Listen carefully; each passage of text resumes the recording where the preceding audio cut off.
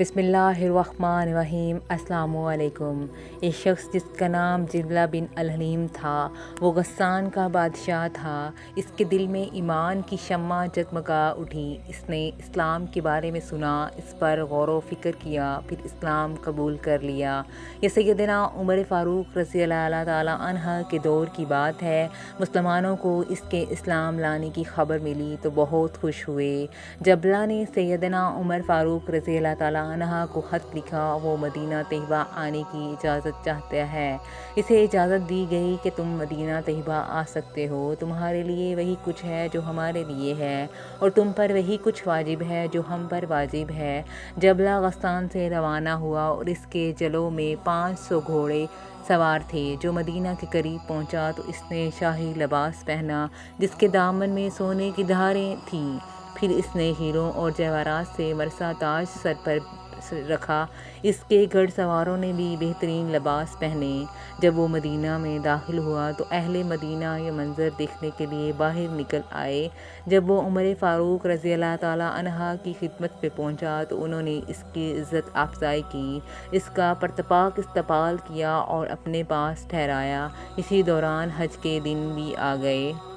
فاروق اعظم رضی اللہ تعالیٰ عنہ حج کے لیے روانہ ہوئے۔ جبلہ بھی ان کے ساتھ تھا۔ جبلہ نے بیت اللہ شریف کا طواف شروع کیا۔ بنو فزارہ کا ایک مسکین شخص طواف کر رہا تھا کہ اتفاق سے اس کا پاؤں جبلہ کی چادر پر آ گیا۔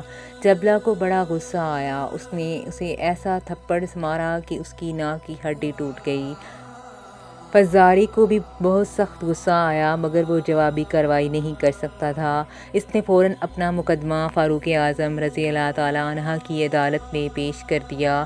فاروق اعظم رضی اللہ تعالیٰ عنہ نے جبلہ کو بلوایا اور جواب طلبی کی کہ تم نے دوران طواف اپنے مسلمان بھائی کو تھپڑ کیوں مارا؟ تم نے تو تھپڑ رسید کر کے اس کی ناک کی ہڈی توڑ ڈالی، آخر تم نے ایسا کیوں کیا؟ جبلہ نے بڑے غرور سے کہا کہ اس نے میری چادر کو اپنے پاؤں سے مسل دیا، اس کی یہ مجال! اگر مجھے مقدس گھر کی حرمت اور عزت کی پرواہ نہ ہوتی تو میں اس کی گردن اڑا دیتا۔ فاروق اعظم رضی اللہ تعالیٰ عنہ نے فرمایا، جبلہ تم نے اپنی غلطی کا اعتراف کر لیا ہے کہ واقعی تم نے اسے تھپڑ مارا ہے۔ اب تمہاری نجات کے لیے ایک ہی حل ہے کہ کسی طریقے سے اسے راضی کرو، ورنہ جبلہ کے وہم و گمان میں بھی نہیں آ سکتا کہ اس سے کیا بدلہ لیا جا سکتا ہے۔ اس نے فوراً پوچھا، ورنہ کیا ہوگا؟ ارشاد ہوا کہ اس فزاری سے کہا جائے گا کہ وہ آگے بڑھے اور تمہارے منہ پر ویسا ہی تھپڑ مار کر اپنا بدلہ لے لے۔ جبلہ نے کہنے لگے، اچھا تو کیا وہ مجھ سے بدلہ لے گا؟ میں ایک بادشاہ ہوں اور وہ ایک ادنیٰ سا بے حیثیت آدمی۔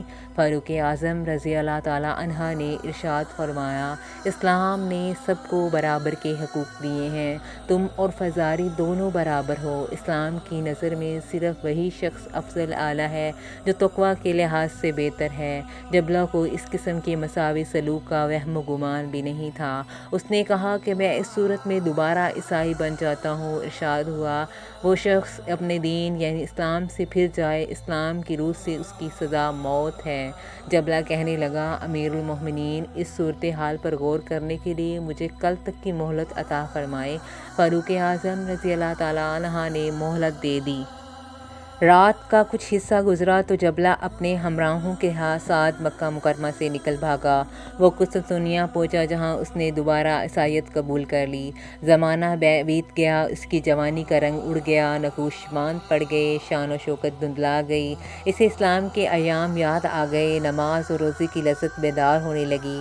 اسے اسلام چھوڑنے پر ندامت ہوئی، اور دوبارہ زیادہ ندامت اس بات پر ہوئی کہ میں اسلام میں داخل ہونے کے بعد دوبارہ مشرک ہو گیا۔ اس احساس کے باوجود وہ آخری عمر تک عیسائیت پر قائم رہا۔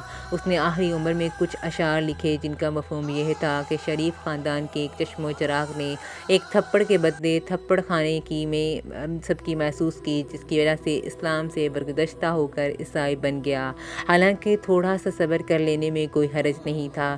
کاش میری ماں نے مجھے جنا ہی نہ ہوتا، کاش میں حضرت عمر فاروق رضی اللہ تعالیٰ عنہ کی بات مان لیتا، کاش شام میں میری معیشت کا ادنا سامان بھی ہوتا تو میں اپنی قوم کے افراد کے ساتھ اٹھتا بیٹھتا۔